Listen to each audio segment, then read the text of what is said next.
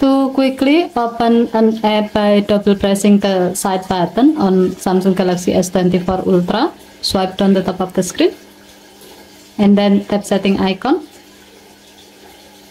Scroll down the screen to find advanced features. Tap advanced features. Tap side button.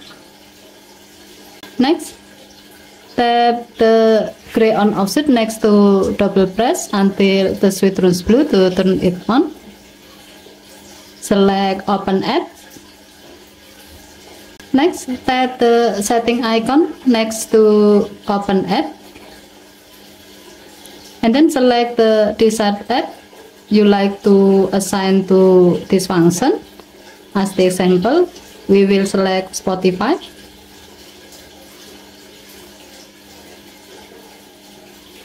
By doing this, now you can quickly open Spotify by double pressing the side button like this.